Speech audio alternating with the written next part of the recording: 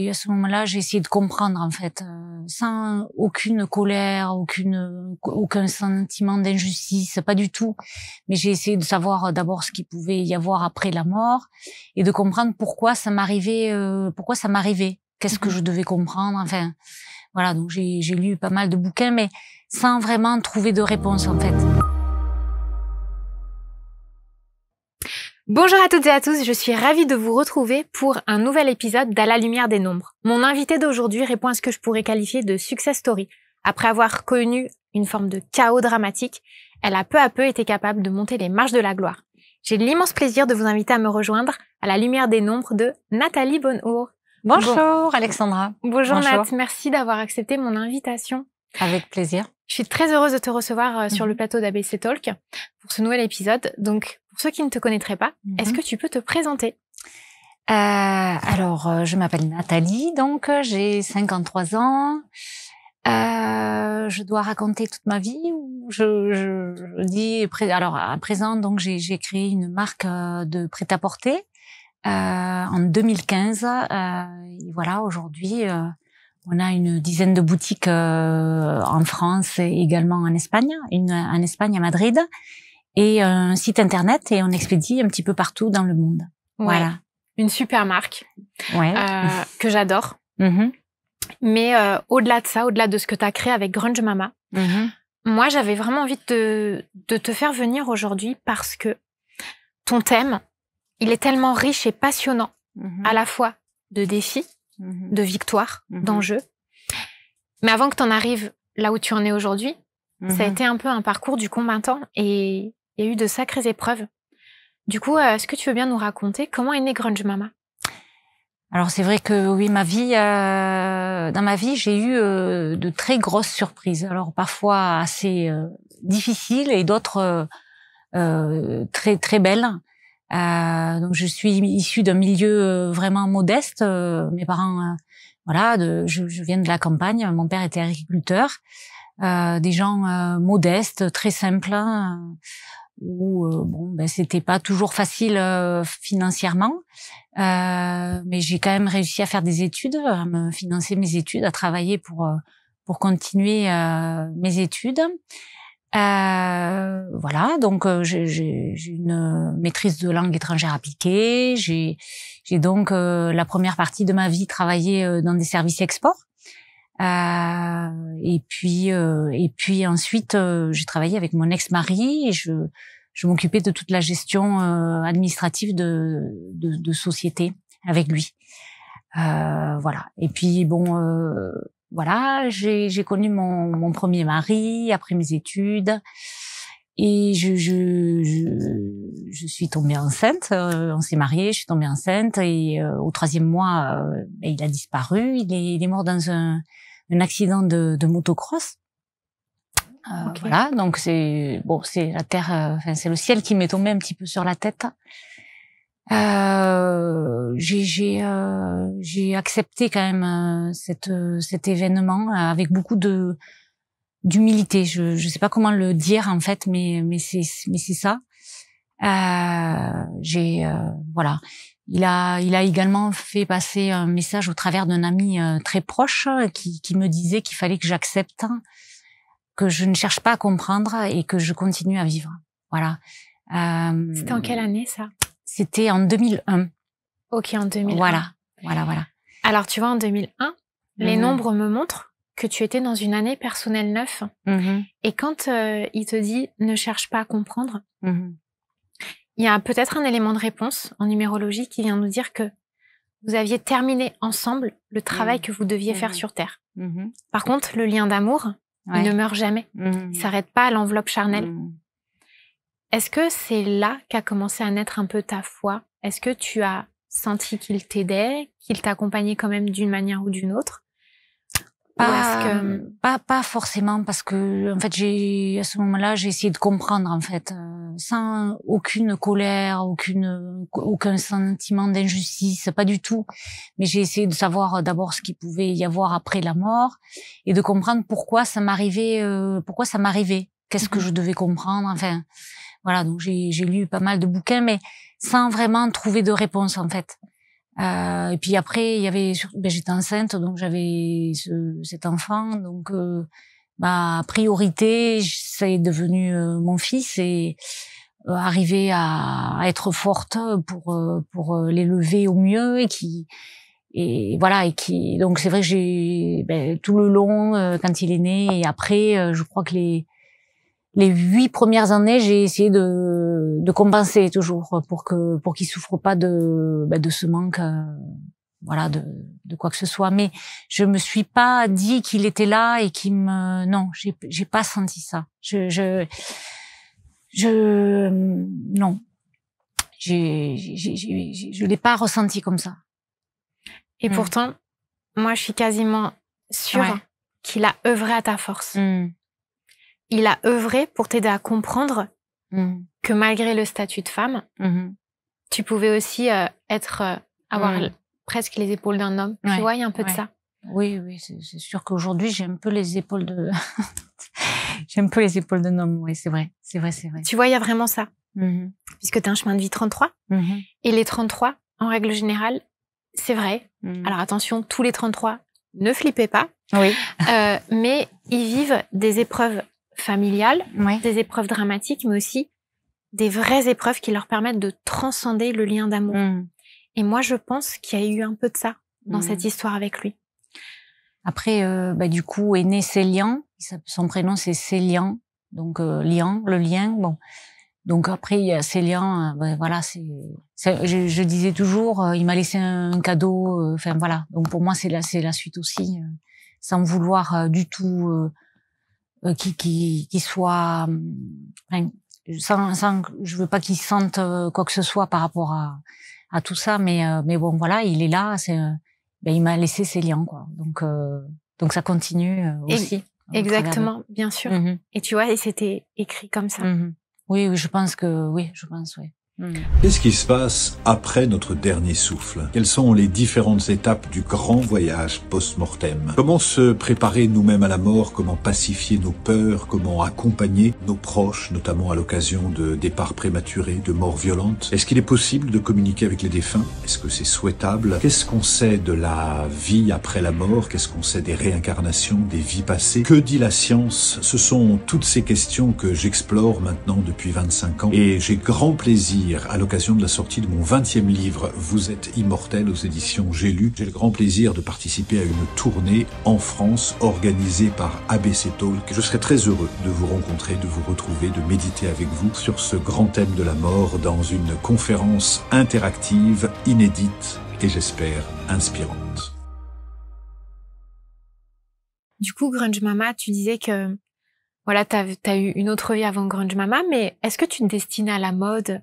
Est-ce que tu aurais imaginé un jour créer une telle marque qui aujourd'hui suscite un tel engouement? Mais à 10 000 lieues. Bon, déjà parce que j'ai fait des études de langue, donc voilà, le prêt-à-porter, pas du tout. Et puis bon, après je me suis remariée, donc je travaillais avec mon ex-mari. Et puis lui, voilà, il est reparti salarié de son côté. Et moi, j'ai postulé chez Zadig et Voltaire pour un poste de vendeuse aux Galeries Lafayette. Donc tu vois, pas du tout...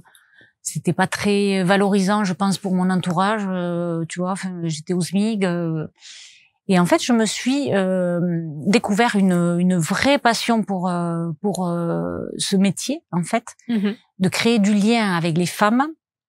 C'était fabuleux. Et en fait, de sentir que, en leur parlant, il y avait quelque chose qui se passait. Et que j'arrivais, bon, bien sûr, à les rendre heureuses, enfin, à les faire belles. Elles se sentaient belles et, enfin, bon, c'était ça, tu vois, il y a vraiment quelque chose qui passe. C'est fabuleux. J'adore ça. Mais ça, c'est tous tes nombres. Alors, tu vois, tes chemin de vie 33, tes nombres d'expression 6, donc c'est le caractère, la personnalité. Donc, le 33, c'est un maître nombre. Si je fais 3 plus 3, j'arrive sur le 6. Et en nombre d'expression, ça vient renforcer ce 6. Ton 6, il est aussi présent dans ta clé d'évolution. Donc, l'addition de ton jour de naissance et ton mois de naissance. Et il fait partie aussi de ce qu'on appelle le nombre des réalisations. Le 6, c'est le culte du féminin, de la maternité, de la famille. Mais c'est aussi l'art et l'esthétisme. Et toi, en fait, t'as tout ça. Quand je regarde ton thème, tu vois, j'ai l'impression que tu es porte-drapeau d'une idée. Comme si dans tes générations, il pouvait y avoir l'angoisse mais même dans l'histoire de ton karma, puisque moi, je crois aux vies antérieures. Comme s'il pouvait y avoir une forme d'angoisse que l'image, la représentation de la femme, la dignité de la femme disparaisse. D'accord. Est-ce que dans ton entourage, il y a des femmes à qui on a interdit d'être femme? Dans les générations, est-ce que tu connais l'histoire de tes générations? Non. Grand-mère. Ma grand-mère était pas du tout féminine. Eh ben oui, tu vois, donc c'est mais pas du l'angoisse de faire disparaître l'image de la femme. Et donc toi, tu redors le blason avec ton 33. D'accord. Tu vois, il y a l'identité de la femme. Tu vois, comme s'il y avait un déni. Et toi, en fait, t'es là pour sublimer tout ça. À travers la mode. En plus, t'as de la ressource 3. Nombre de ressources, c'est le joker. Quand tu parlais tout à l'heure de cette aisance et ce plaisir que t'avais à communiquer, en fait, c'est là. D'accord. Tu vois. Puis t'as aussi un nombre intime, qui est le nombre des volontés et des désirs profonds qui vibrent sur le 9. Et le 9, c'est l'empathie, l'ouverture sur le monde. Et ta marque, Grunge Mama, puisque j'ai calculé, elle vibre sur le 1. Elle a de l'intime en 1. Donc le besoin, en fait, quelque part, de se faire une place un peu insolite. Elle a un nombre de réalisations 9. Donc ça veut dire qu'elle a le don aussi de se divulguer à l'international. Et quelque part, de trouver une place, finalement, dans la penderie de tout le monde, même celles qui n'oseraient pas y croire. Tu vois, il y a un peu ça. Il y a ce côté, il n'y a pas de frontières, pas de limite avec. Ben disons que c'est vrai que donc j'ai démarré avec Facebook et puis Instagram et je sais pas ce qui s'est passé, ça a pris. Enfin, j'ai commencé en 2015, donc je faisais des photos avec mon iPhone, c'était catastrophique. Je sais pas pourquoi, je sais pas comment, mais en fait ça a pris et ça a plu sur les réseaux sociaux.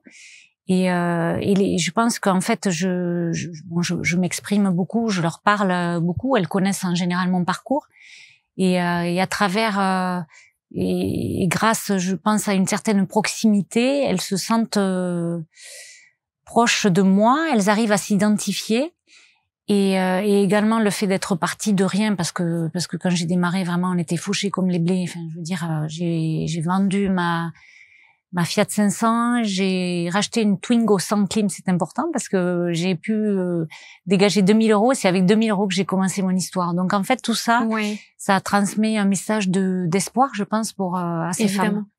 Et voilà. Et c'est vrai qu'elles me le rendent vraiment. Enfin, on a des échanges qui sont riches et c'est super quoi. C'est chouette. T'as su croire en ta bonne étoile finalement. Oui, certainement, oui. Et tu t'es laissé inspirer? Est-ce que tu connaissais le métier de la mode? Pas du tout. Comment t'as monté ton empire finalement? Mais comment t'as choisi ça aussi, c'est vraiment improbable parce que donc j'ai été vendeuse chez Zadig & Voltaire aux galeries, mais je connaissais pas du tout les fournisseurs, mais je ne connaissais absolument rien au métier. Donc en week-end à Barcelone, j'avais repéré des vêtements qui se vendaient, tu sais, dans les cours d'hôtel.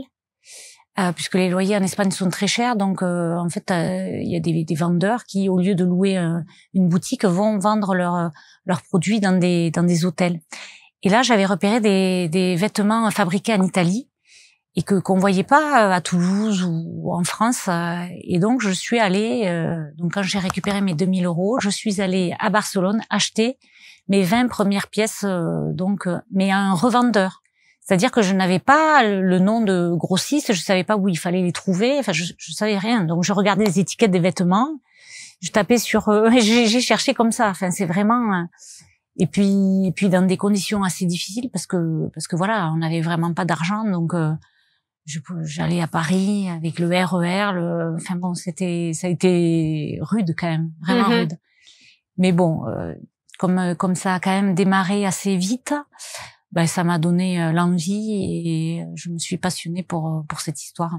Voilà, pour le monde de la mode. Et puis après, c'est venu naturellement. Oui, après j'ai ouvert au bout d'un an de site donc que je faisais à la maison. Au bout d'un an, j'ai ouvert une première boutique. Et là, la première boutique, mais je me suis dit, si jamais il n'y a pas de clients, je ferai les colis du site dans la boutique. Et en fait, ça a été un phénomène à Toulouse. Cette boutique, elle était toute blanche, ça faisait un côté très Ibiza, et ça a été très nouveau, et voilà, il y a eu beaucoup de monde vraiment dès le départ. Et puis voilà, et puis après une deuxième, et puis une troisième, et puis ça a été très très vite. Et puis je vais très vite tout le temps. Donc je fatigue tout le monde, toute l'équipe. mais c'est vrai que il faut que ça aille vite, quoi. Donc voilà. Ouais, mais ça c'est beaucoup de maîtres nombres, c'est beaucoup les 33, les 11, les 8, vous avez ce côté aussi où vous avez finalement de tels idéaux à atteindre. Et quand vous êtes piqué par la passion de quelque chose, c'est normal, il faut que finalement ça suive le mouvement et que ça s'adapte non seulement à votre rythme émotionnel, mais votre rythme de croisière. Donc moi, je suis pas du tout surprise de tout ça. Ouais. Comment t'as trouvé le nom Grunge Mama? D'où c'est venu? C'est quoi l'histoire de Grunge Mama? Grunge, je réfléchissais, je me souviens même pas comment j'ai entendu ce mot grunge, mais pour moi, donc c'était en 2015 que l'idée m'est venue. Je connaissais pas le courant de musique aux États-Unis, même pas. Mais pour moi, grunge, ça voulait dire rock. Donc rock, j'aimais beaucoup ce mot. Et puis après, mama, parce que je suis une maman, je pense avant tout. Enfin, voilà. Et donc une maman, pour moi, c'est une maman rock.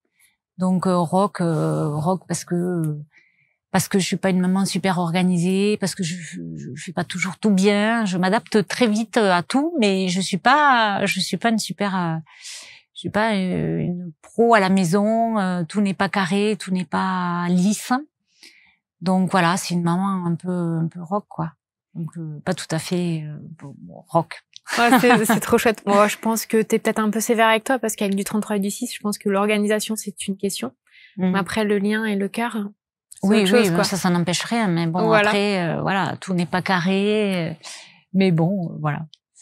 C'est vraiment une belle histoire parce que tu vois, tu redonnes espoir à ceux qui finalement n'oseraient pas entreprendre, se diraient qu'ils peuvent partir de tout et de rien à la fois, mais que finalement t'as suivi ton instinct. Et tu sais que quand ça a commencé en 2015, t'étais à ce moment-là en année personnelle 5.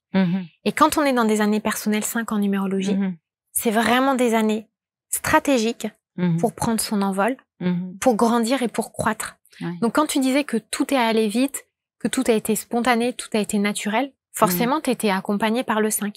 Et c'est ce qu'on te demandait, de croître à l'international.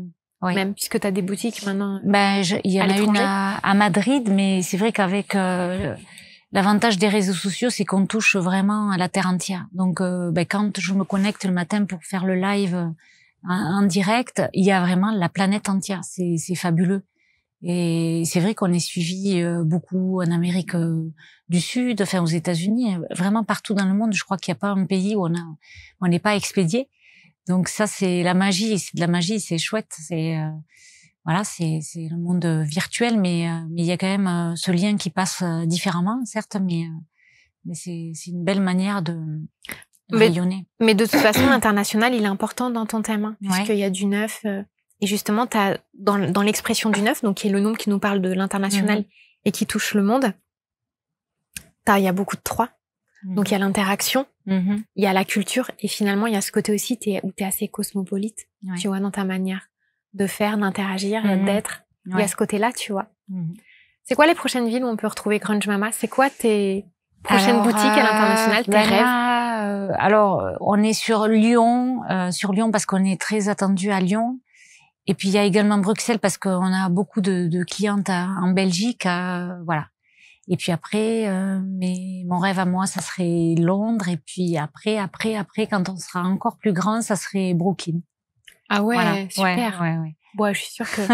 Regarde. Mais bon, ça demande vraiment, ça demande vraiment de l'organisation, du travail.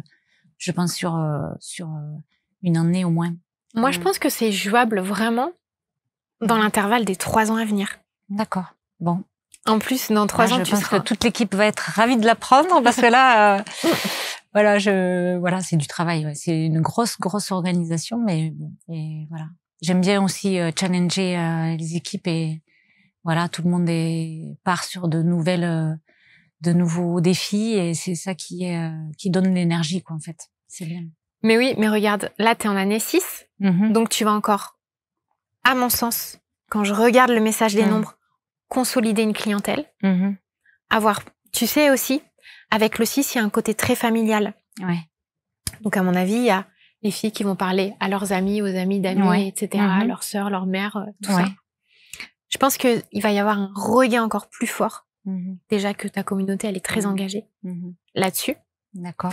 Et après, les challenges, pour toi et pour la boîte, c'est vraiment dans les 3 ans de se développer encore plus à l'international, tu vois. Bah écoute, on va croiser les doigts parce que c'est vrai que la mode est quand encore, même... T'as une boutique? Non. Ah bon. On va croiser les doigts parce que c'est vrai que le prêt-à-porter est quand même un secteur qui est très touché, vraiment très très touché. Ça me fait de la peine parce qu'il y a beaucoup d'enseignes et de marques qui ferment. Hein. Donc voilà, on va s'accrocher, on va essayer de toujours se renouveler. Je crois que c'est ça qui est important. Et voilà. Mais moi, je me fais pas de soucis. Mais tu vois, dans l'aboutissement du cycle de vie dans lequel t'es, t'as 3 ans finalement pour atteindre de grands objectifs. Bon, super. Et du coup, là, tu seras en année 9, 3 ans. Et le 9, c'est encore une fois l'international. Très bien. C'est quoi une journée typique chez toi? Puisque tu dis que, je te vois sur les réseaux sociaux, t'es tout le temps par moi et par vous.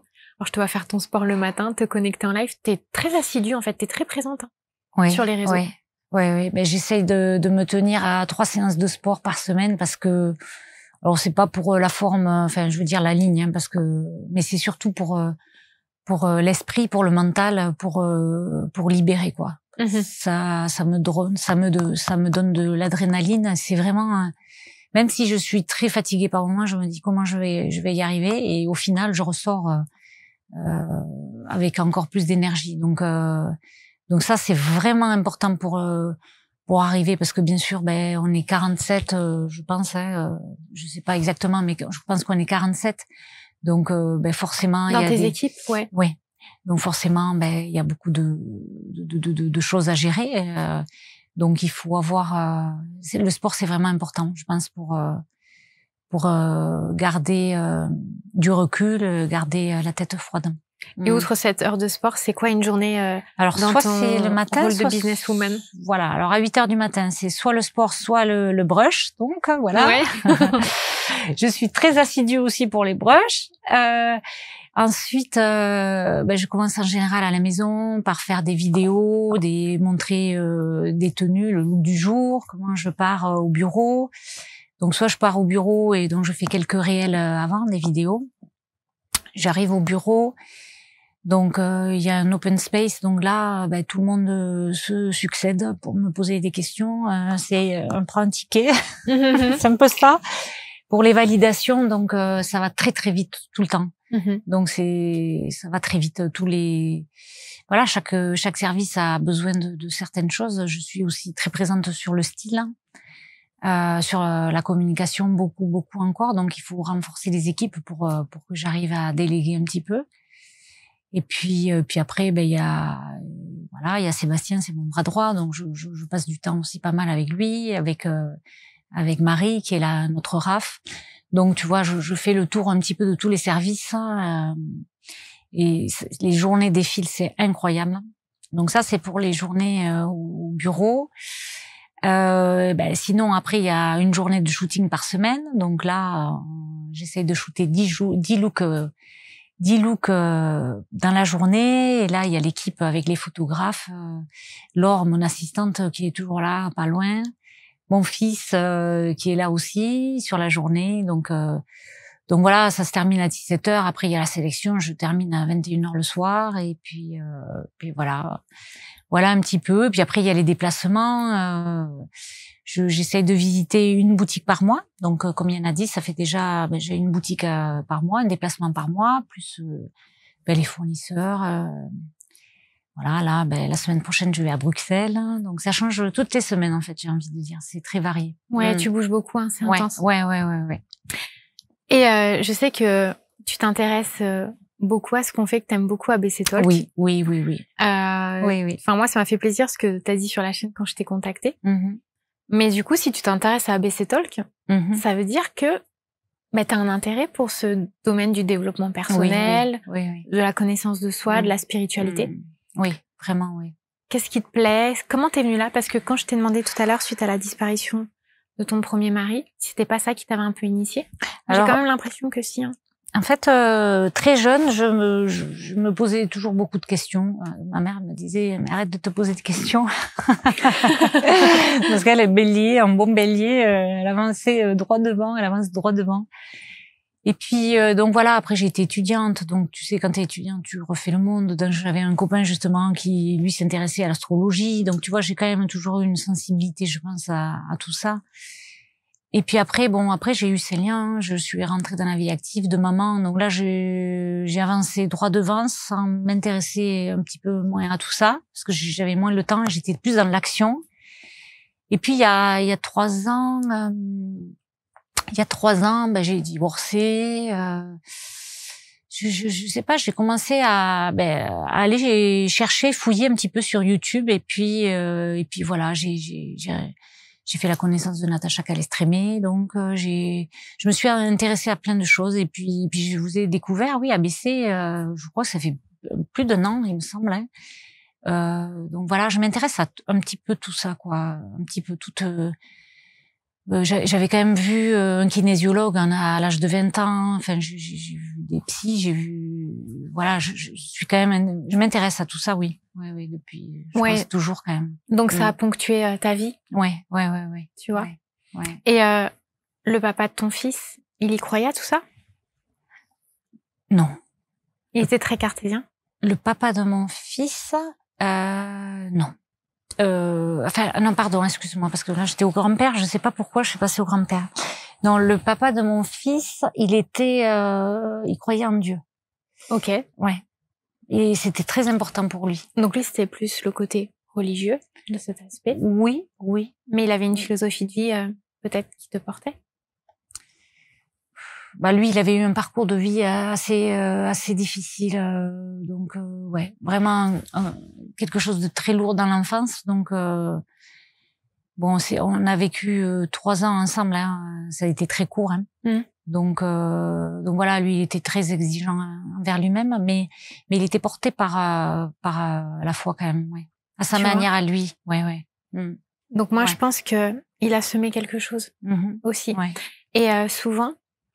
De ce que je sais de l'aide que nous portent les défunts depuis l'autre monde, c'est parce que eux, ils ont vécu des choses très spécifiques sur Terre, des difficultés, des batailles, peut-être des choses importantes aussi en lien avec l'injustice, qui reviennent de l'autre côté, chargés de leur savoir, de leur expérience terrestre.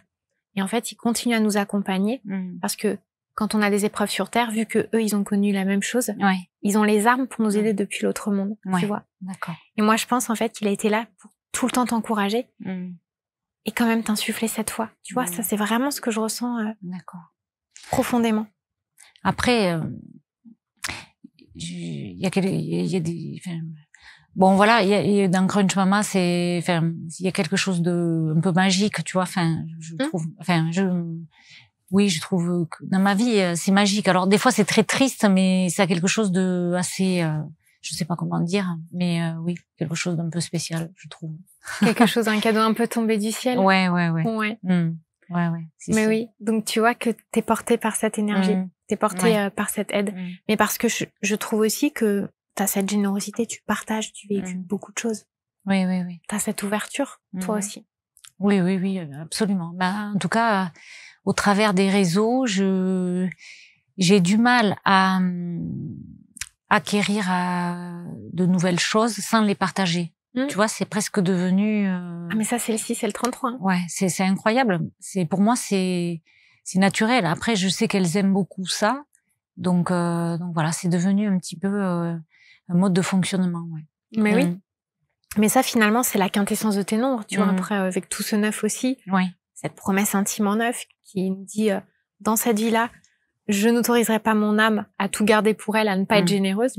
Forcément, tu décuples cette énergie et ce partage. Donc, il y a vraiment tout ça. En dehors de Grunge Mama, c'est quoi tes rêves, tes projets, tes nouveaux objectifs à atteindre? Tu vois comment dans 10 ans? C'est toujours compliqué, ça. Je pense que pour tout chef d'entreprise, de se projeter après, on y pense forcément, mais tu sais jamais comment ça va se passer. Tu vois, et c'est ça qui est un petit peu il faut imaginer la suite. Donc c'est jamais facile une suite après tout ça. Après tout ça, qu'est-ce que tu vois, enfin, qu'est-ce qui va se passer? J'en sais rien. Franchement, je sais pas trop. Je sais pas trop. Tu te laisses guider par ton instinct? Oui, je me laisse guider. Après, voilà. Une chose est sûre, c'est que je me suis vraiment passionnée pour Grunge Mama. Après, arriver à me repassionner de la même manière, je sais pas. Est-ce que tu as un showroom? Est-ce que tu fais beaucoup de salons de mode ou des choses comme ça? Il n'y a pas un showroom Grunge Mama? Bah si, au bureau, mais bon, pas vraiment. Enfin, il sert pas trop de showroom, mais bon, oui, on l'appelle le showroom, mais bon, pourquoi? Bon, voilà, je sais pas. Non, mais bon, après, je me laisse porter, mais c'est vrai que quand il y a quelque chose comme ça, très prenant, très riche dans ta vie, il faut écrire la suite, quoi, tu vois. Parce que moi, je vois quand même des prédispositions, tu vois, pour être encore plus dans l'événementiel avec cette marque. Donc, tu vois, un showroom, des choses comme ça. D'accord. Des choses aussi, des placements de produits sur, je sais pas, au cinéma ou des choses comme ça, tu vois. Il y a quelque chose qui mérite, en tout cas avec ta success story, d'être raconté par d'autres prismes. Parce que finalement, il y a un vrai message d'espoir. Oui. Mais en fait, alors c'est vrai que en général, les collaborations que je fais, elles débouchent toujours sur un lien. Donc voilà, bon, il y a eu Natacha avec qui je suis devenue amie, il y a eu Ingrid Chauvin aussi que j'habille et qui est devenue une amie vraiment. Donc bon, elle est aussi à la télé, mais elle a eu une épreuve elle aussi, oui, Ingrid Chauvin. Et oui, elle a eu une grosse épreuve et puis bon, puis elle a divorcé aussi. Je vais pas parler de ça parce que ça lui appartient, mais bon, du coup, ben, quand elle a connu Grunge Mama, elle était pas dans une super période et elle m'a dit en fait, ça m'a redonné confiance. Ça m'a redonné confiance et c'est souvent le message que j'ai. C'est vrai que au travers des vêtements. On peut se sentir plus belle et ça aide vraiment des femmes qui sont pas dans des périodes toujours faciles. Et oui, mais ça, c'est le 6, il est porteur de ça. Ouais. Il est très ancré sur l'esthétisme, la beauté. En fait, le 6, il est ravi de ses sens visuels, tu vois. Donc ça, tu remplis complètement la promesse avec ça. Très bien. Est-ce que tu aurais quelque chose à nous dire? On va bientôt conclure cette émission, Nathalie. Est-ce que tu aurais quelque chose à nous dire, un message à porter, quelque chose dont tu as envie de parler? Bah, je dirais juste d'oser. Voilà, d'oser, d'écouter son cœur et d'aller au bout de ses rêves. Alors moi, ça c'est un petit peu mon mantra. Je pense vraiment qu'il faut s'écouter, quoi. Il faut y aller. Parce que voilà, la vie elle peut nous réserver de belles choses, de belles surprises. Ouais. Tu t'es jamais découragée finalement avec Grunge Mama? Tu t'es découragée dans d'autres choses, mais est-ce qu'avec Grunge Mama tu t'es découragée? Non, après j'ai une force et une persistance qui est un peu hors du commun, mais après je touche du bois vraiment, voilà, je touche du bois parce que voilà, aujourd'hui ça fonctionne, demain on sait pas de quoi demain sera fait. Vraiment, j'en ai vraiment confiance. C'est pour ça que pour moi, on n'est jamais arrivé. Mais non, on n'a pas eu de difficultés. Enfin, bien sûr que si, il y a eu des problèmes, mais bon, je crois pas de difficultés majeures. Non. Ça, on a toujours été en progression et toujours, quoi. C'est fabuleux. Moi, je m'inquiète pas parce que j'ai quand même l'impression, tu vois, que les femmes de tes générations qui sont retournées de l'autre côté, elles sont fort probablement fières de toi. Et de ce que toi t'as réussi et osé faire par rapport à des choses qu'elles peut-être mettaient de côté ou rejetaient. Donc moi je pense que t'as aussi cet appui-là, t'as aussi ton âme, ta structure d'incarnation, tes outils, qui tu es, ce que t'es venu faire. Mais j'ai envie de dire longue vie à toi et à Grunge Mama. Quoi. Et puis à toutes les femmes, hein, parce que et à toutes les femmes. C'est une communauté de femmes exceptionnelles. Elles sont dans toutes les villes, partout en France, que ce soit en Belgique, à Madrid, c'est une communauté de femmes extraordinaire, vraiment. T'organises des rencontres? Ben en fait, donc je fais une boutique par mois, du coup, on communique, ça s'appelle des meet-up. Et donc, elles viennent en général d'un peu partout, tout autour de ces boutiques. Parfois, elles font 500 kilomètres pour venir. Donc voilà, donc c'est vrai que j'en vois beaucoup, j'en croise beaucoup. Et c'est vraiment une très, très belle communauté de femmes. Vraiment. Ouais, mais super. Je le vois aussi, les commentaires, l'interaction. Ouais, vraiment. C'est chouette. Voilà. Donc, c'est super. Next stop, c'est Bruxelles, c'est ça? Oui, ou Lyon, ou voilà, je sais pas trop. En tout cas, on te suivra sur les réseaux sociaux. Merci Alexandra, merci à toi. Merci à toi d'être venue. Je vous remercie de nous avoir suivis. Laissez-nous vos commentaires. Je vous embrasse et je vous dis à très bientôt.